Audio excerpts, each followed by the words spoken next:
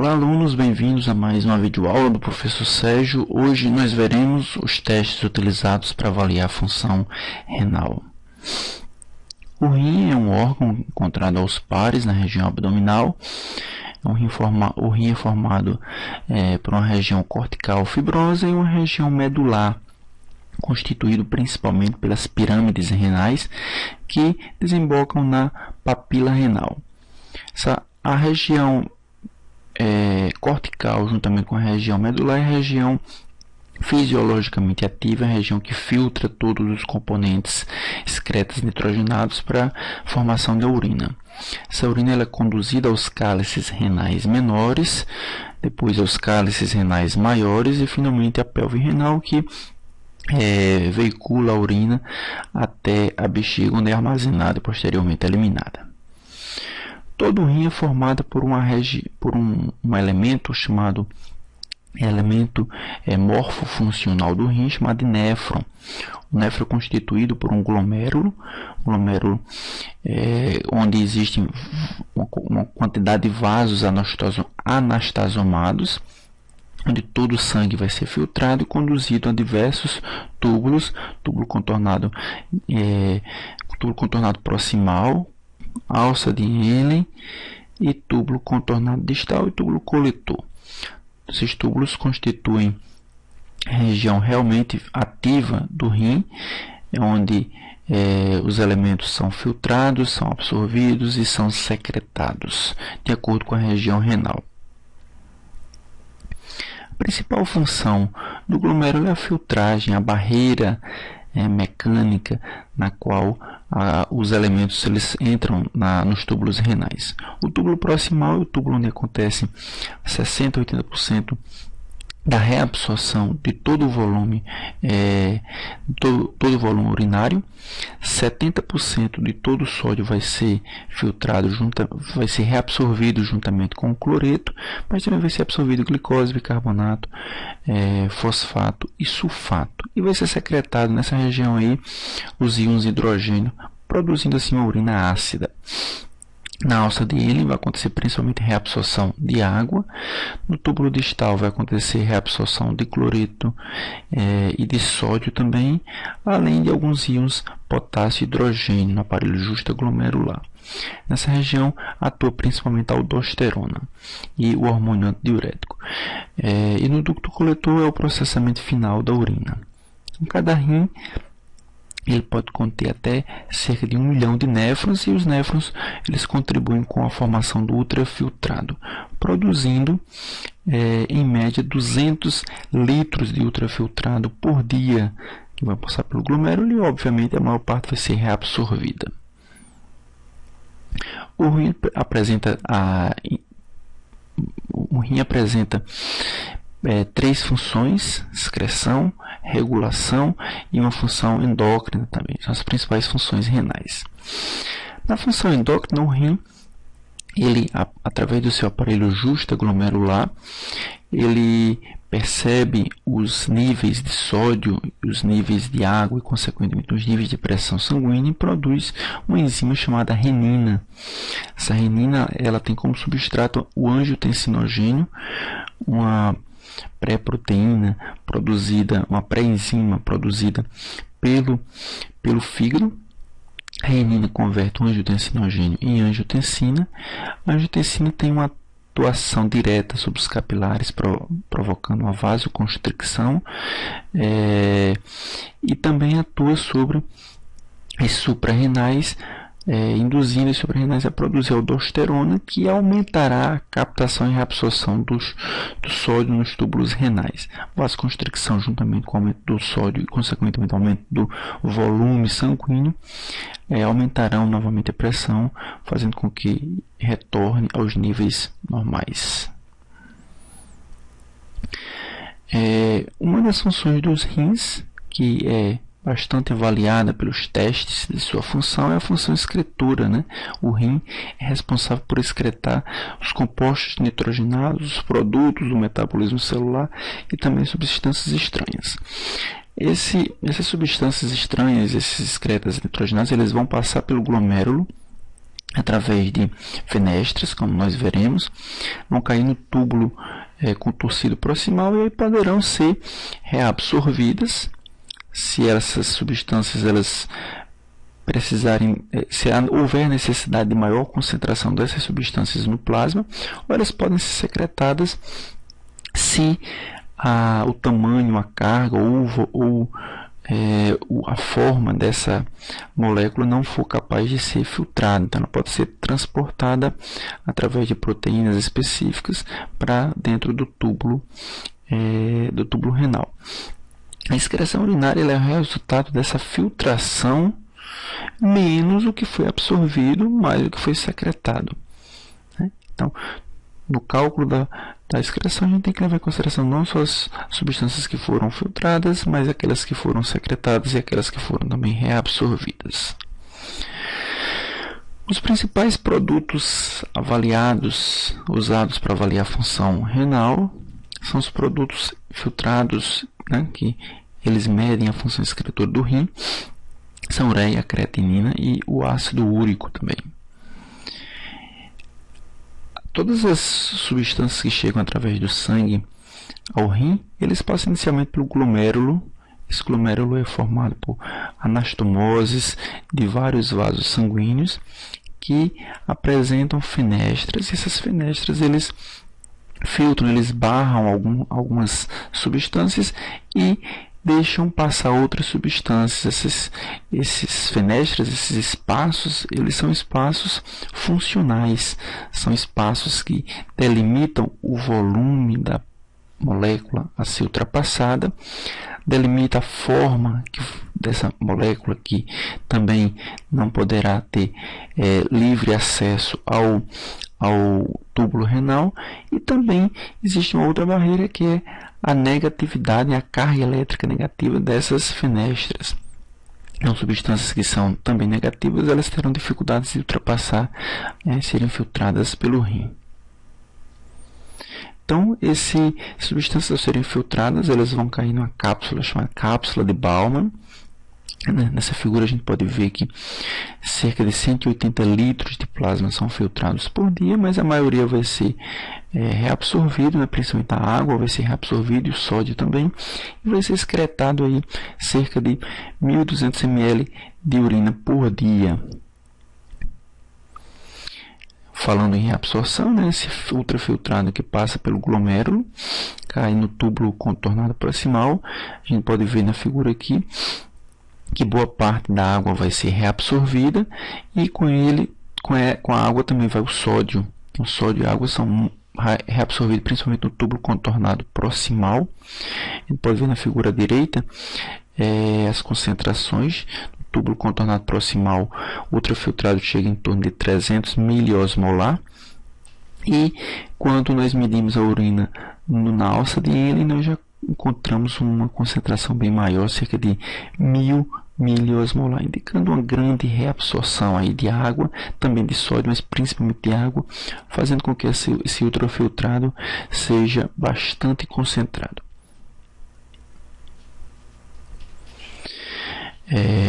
Então, a reabsorção de diversas substâncias acontece em algumas partes do túbulo. Aqui a gente está dando como exemplo, como modelo, a reabsorção de glicose. É óbvio que os transportadores de qualquer substância eles podem ser saturados, então vai depender de quanto de soluto vai existir no túbulo renal para ser transportado para o capilar. Então, durante uma glicemia normal, por exemplo, a gente tem uma determinada quantidade de glicose que vai ser encontrada nos túbulos renais. Essa glicose ela vai ser transportada para o capilar juntamente com sódio. O transportador de sódio também faz o transporte da glicose. A glicose vai entrar na célula tubular e na célula tubular essa glicose ela vai ser jogada na corrente sanguínea com auxílio do sódio, que é lançado na corrente sanguínea através da bomba de sódio e potássio. Então podemos ver aqui que a glicemia normal, toda a glicose que chegou ao túbulo, ela vai ser transportada para o capilar. Entretanto, uma hiperglicemia, quando os níveis glicêmicos, quando os níveis de glicose eles são muito superiores ao normal, nós temos muito mais moléculas de glicose que ultrapassam a capacidade funcional desse transportador. Então nós teremos o transporte de algumas moléculas e outras moléculas de glicose vão ficar no túbulo renal e vão ser excretados, né, indicando que o nível de glicose no sangue é superior ao que a capacidade de transporte da glicose para o plasma novamente. E no túbulo contornado distal nós temos principalmente a absorção de sódio. E essa absorção é conduzida pela aldosterona. A aldosterona no túbulo contornado distal, ela absorve o sódio e secreta o potássio. Então a gente vai ter uma urina com níveis de sódio bem mais baixos, níveis de potássio um pouco mais elevados. E no túbulo coletor nós teremos principalmente a absorção de água. E essa água do túbulo coletor é absorvida com a ajuda do hormônio antidiurético. Então, com o hormônio antidiurético nós teremos uma quantidade de água absorvida. Sem hormônio antidiurético, essa água não será absorvida e, consequentemente, ela vai ser excretada, ela vai aumentar o volume urinário. As substâncias que não conseguem ser filtradas pelo rim, elas serão secretadas.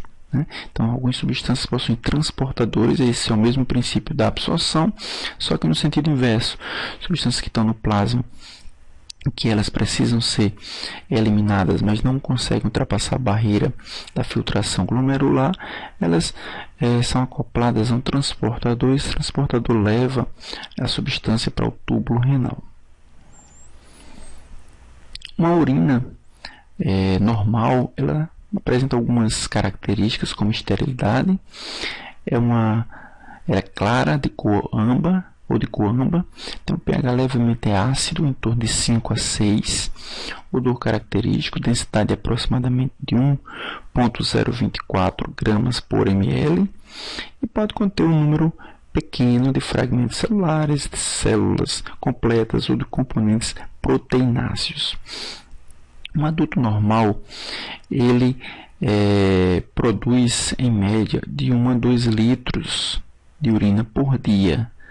Abaixo disso ou acima disso são processos patológicos. Menos de 100 ml por dia é considerado anúria, ou seja, não produção de urina. 400 ml de urina ou menos oligúria e acima de 3 litros a poliúria, que é bem característico dos pacientes diabéticos.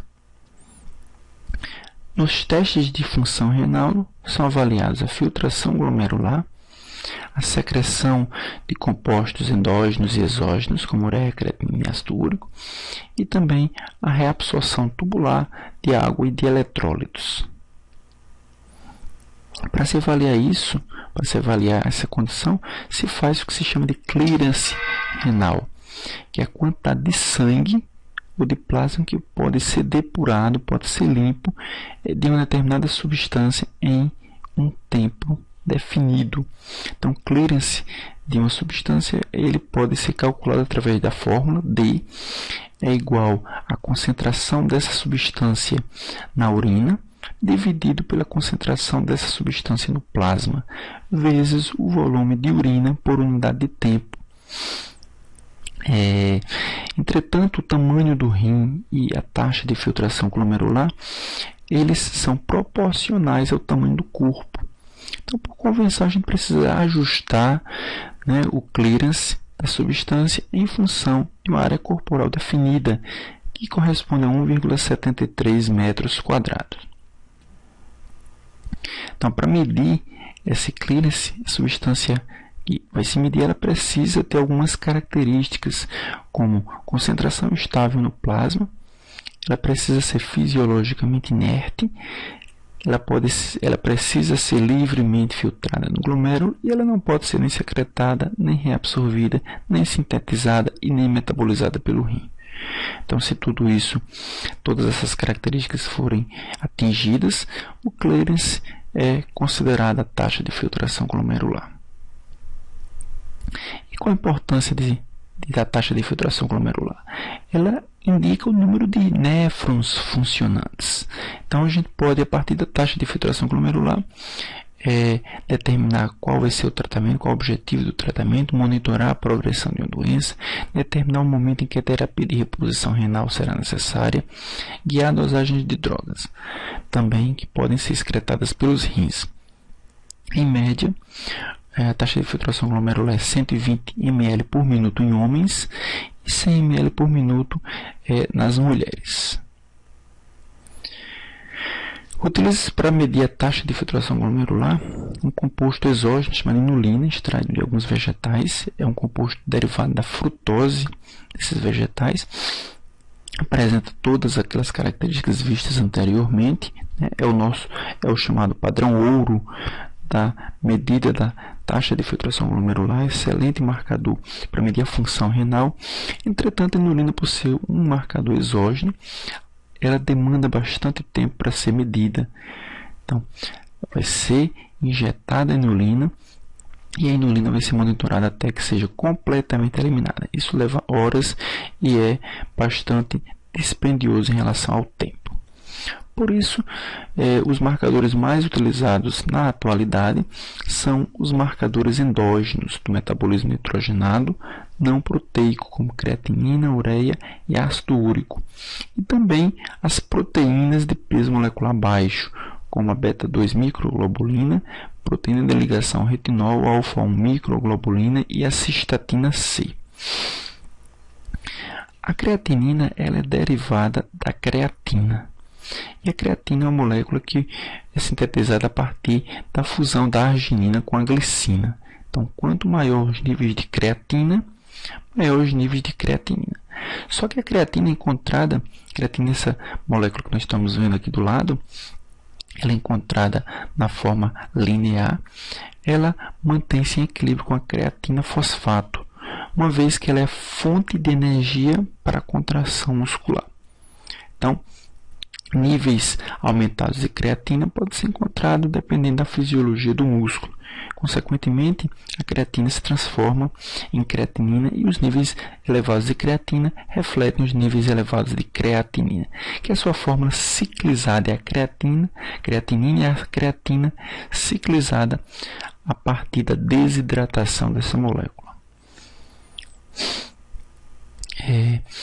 A importância clínica da creatina em concentrações plasmáticas e urinárias são utilizados como marcadores da filtração glomerular. E a creatina é uma molécula produzida endogenamente, liberada pelos fluidos corporais a uma taxa constante e a sua concentração vai depender unicamente da filtração glomerular. Entretanto, as concentrações de creatinina elas são influenciadas pela idade, pelo sexo, por exercícios físicos, por uso de algumas drogas, pela massa muscular do paciente e pelo estado nutricional da pessoa que está fazendo a análise, assim como pela ingestão de alimentos como carne. O aumento de creatinina se dá por algumas razões, uma azotemia pré-renal, ou seja, um problema que aumenta essa creatinina antes da filtração glomerular, azotemia pós-renal, doença muscular, dieta e dano da função renal também. E a diminuição da creatinina acontece principalmente durante a gestação. Então, nós temos aqui uma dieta rica em carne, doença muscular, o dano renal. Eles são fatores que vão influenciar o aumento de creatinina. Os métodos para determinar a creatinina são 3. Método químico, onde a creatinina vai reagir com o íon picrato alcalino e vai resultar num complexo avermelhado que vai ser medido espectrofotometricamente. Esse método, apesar de ser o mais utilizado, ele apresenta uma falta de especificidade em virtude da contaminação por ácido ascórbico, piruvato, glicose, proteínas e guanidina poderão influenciar também na formação do íon picrato. O método enzimático é um método mais específico, ele se baseia na conversão da creatinina em creatina, e isso é medido espectrofotometricamente pela absorbância a 340 nanômetros do NADH produzido. E também O terceiro método é a espectrometria de massa, onde se utiliza anticorpos que marcam, né, marcam o epítopo da creatinina e medem, portanto, a massa da molécula. A creatinina pode ser medida isoladamente ou pode ser feita a depuração de creatinina. Para se fazer a depuração de creatinina, medimos a creatinina do sangue e a creatinina urinária num período de 24 horas. Então, nós teremos a fórmula onde a creatinina urinária, a concentração urinária dividida pela sanguínea, vezes o volume de urina produzido, vai ser igual a depuração de creatinina em mililitros por 24 horas. Nessa forma, nós incluímos aqui 1.440 minutos, que é a quantidade de minutos, que é 24 horas transformado em minutos. Então, dando um exemplo aqui, se nós encontrarmos que a creatinina urinária é 62 mg por ml e a sanguínea 1,37 mg por ml e o volume encontrado, volume de urina em 24 horas, 1.872 ml, colocando isso na fórmula, nós encontraremos que a depuração de creatinina é 58,8 ml por minuto. Significa dizer que toda a urina que foi produzida para se eliminar toda a creatinina foi eliminada numa velocidade de 58,8 ml por minuto. Só que eu falei que isso precisa ser corrigido em função da área corporal, que é o padrão 1,73 metros quadrados.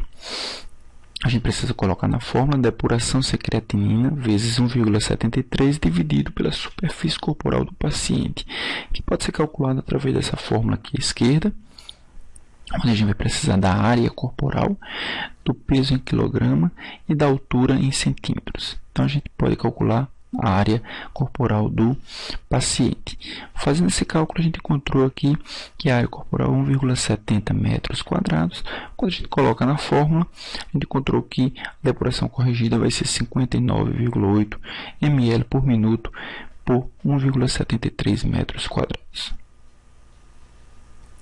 A medida da excreção de creatina por unidade de tempo, a gente vai multiplicar a quantidade de creatinina vezes, na urina vezes o volume urinário em 24 horas.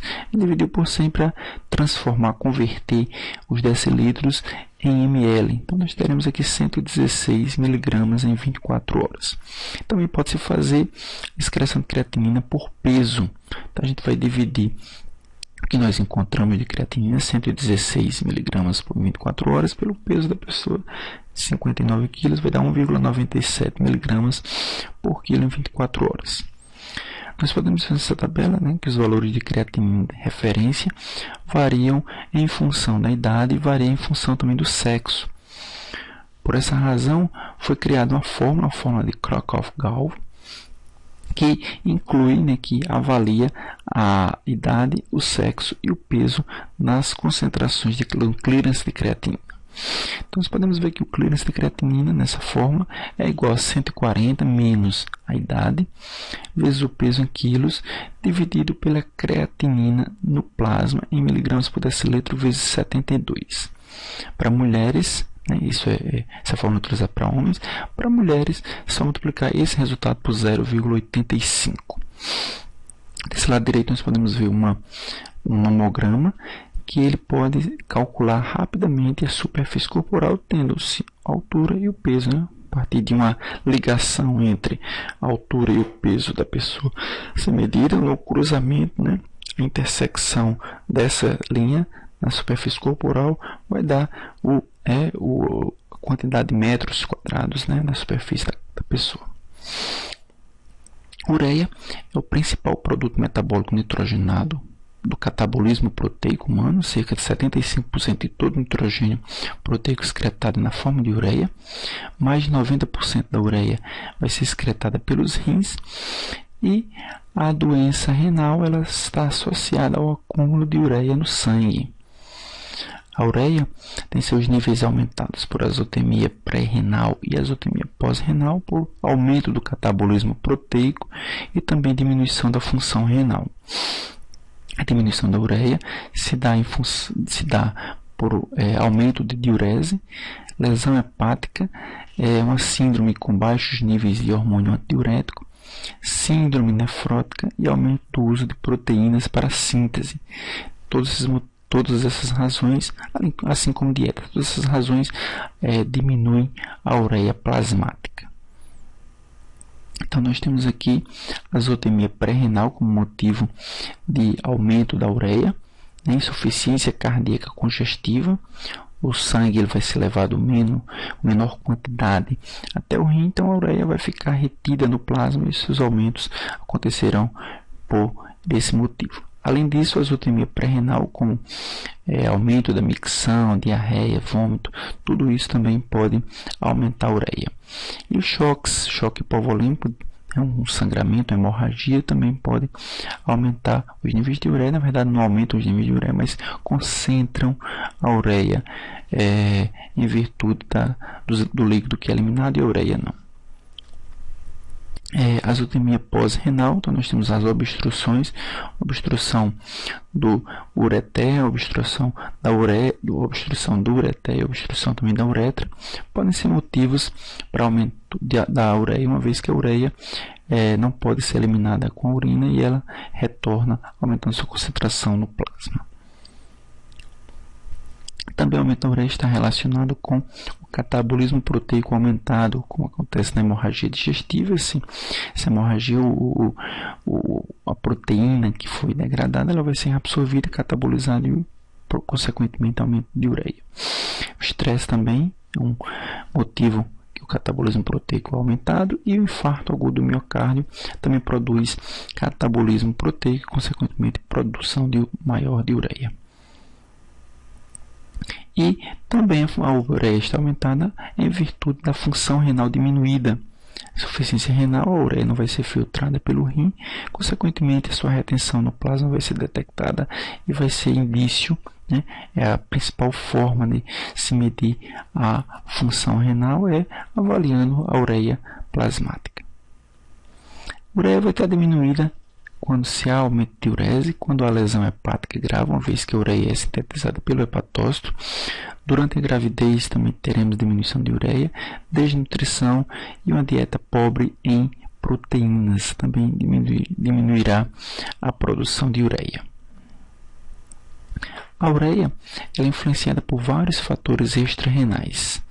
Isso limita um pouco a sua validade. Então, nós podemos ver algumas situações pré-renais na qual a ureia está aumentada, como dieta rica em proteína, catabolismo proteico elevado, reabsorção das proteínas sanguíneas após hemorragia gastrointestinal, tratamento com cortisol, desidratação, perfusão reduzida dos rins. Entretanto, nessas situações pré-renais, na qual a ureia está aumentada, a creatinina está normal. Então, pode ser uma forma de se avaliar se é um problema pré-renal. Nas situações pós-renais, com obstrução do fluxo urinário por tumores, nefrolitíase, pedras ou prostatismo, a concentração de ureia também vai estar aumentada, mas a de creatinina também estará aumentada. Então, podemos diferenciar situações pré-renais e pós-renais de aumento da ureia dessa forma.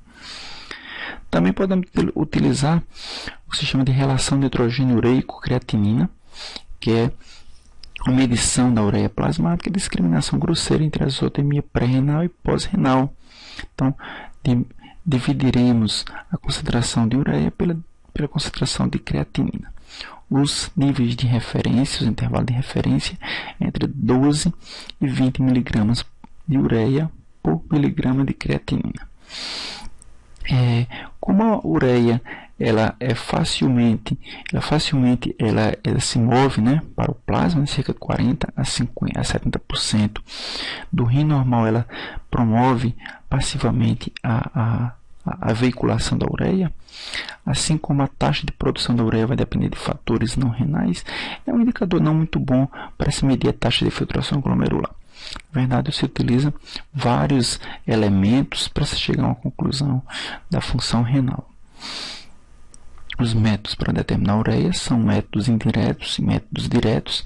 Nos métodos indiretos, a ureia é medida através de uma reação com a urease que produz o amônio, e o amônio é medido espectrofotometricamente.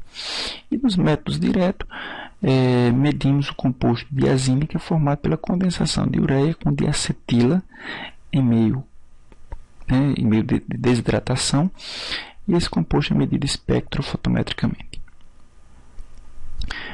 Já o ácido úrico é um outro composto também utilizado para se testar a função renal. É um produto do catabolismo dos nucleosídeos purínicos, adenina e guanosina. Forma-se trihidroxipurina.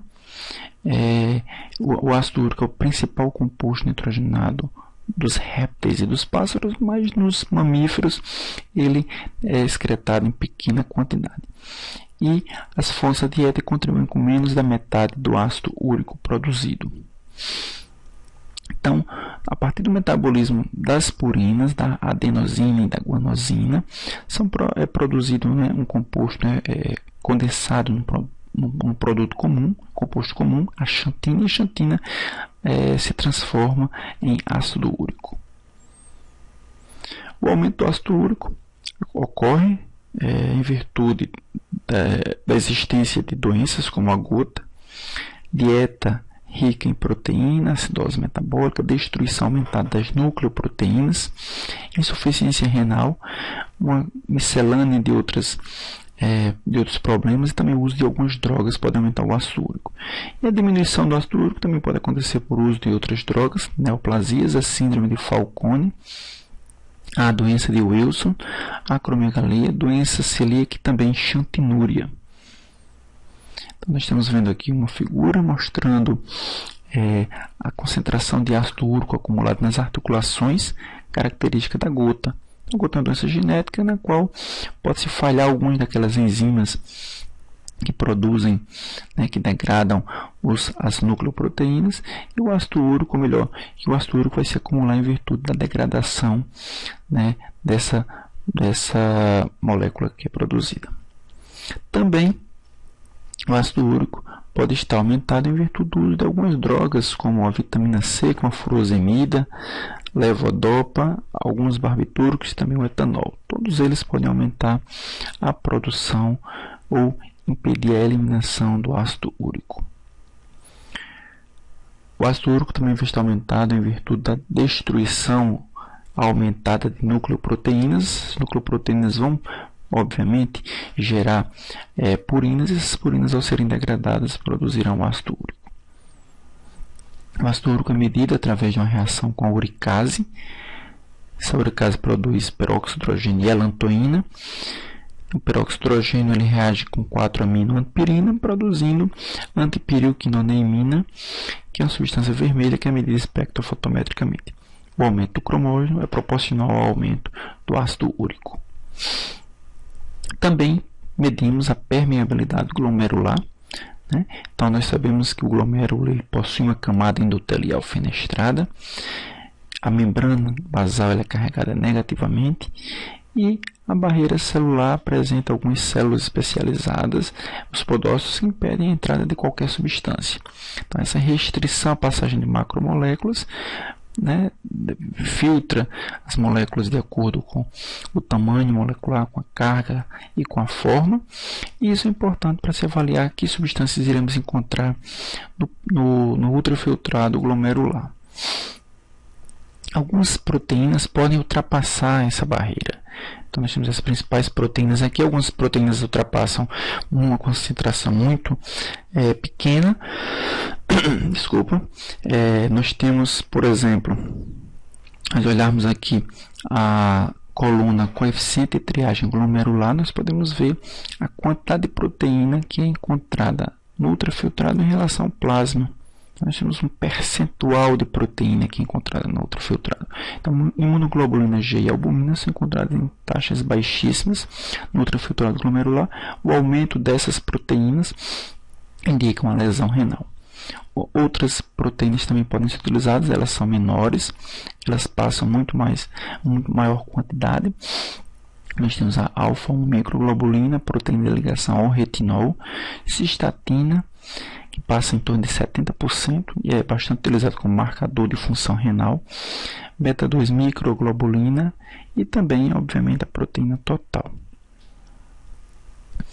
Proteinúria significa o aumento da excreção urinária de proteína, causada por aumento do sangue que foi filtrado, aumento na concentração circulante da proteína de baixo peso molecular ou redução na capacidade de absorção ou reabsorção renal. Então, a proteína que foi filtrada ela pode ser reabsorvida. A proteinúria acima de 300 mg por dia geralmente possui associação com patologia. As consequências da proteinúria é aumento da proteína no lume tubular, que pode provocar reação inflamatória e lesão renal, aumento da lesão estrutural intersticial, expansão da progressão da insuficiência renal e também lesão das células mesangiais, que vai levar à glomerulosclerose. Então, a proteinúria é um potente marcador do risco à progressão da insuficiência renal.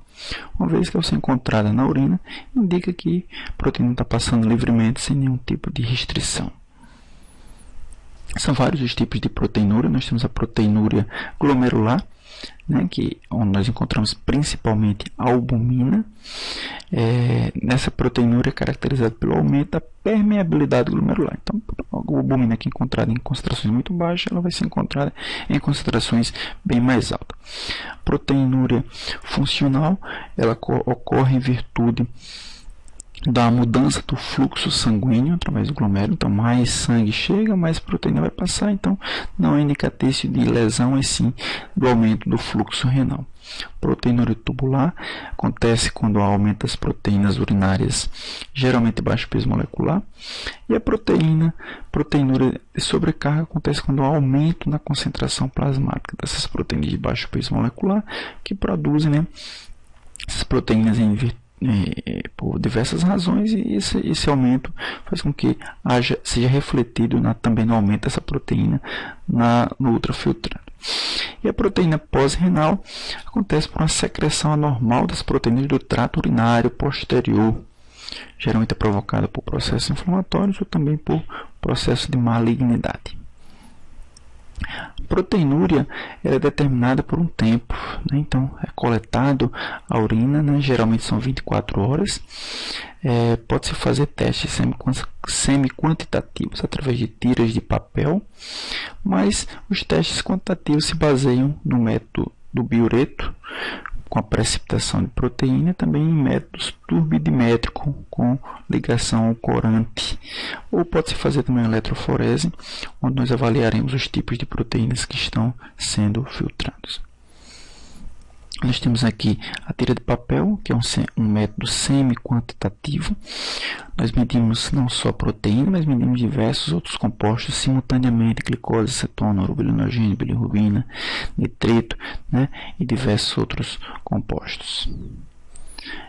Gostaria de agradecer. Muito obrigado à atenção de vocês. Qualquer dúvida, qualquer questionamento, qualquer pergunta, vocês podem me fazer aqui pelo YouTube. Muito obrigado e até a próxima.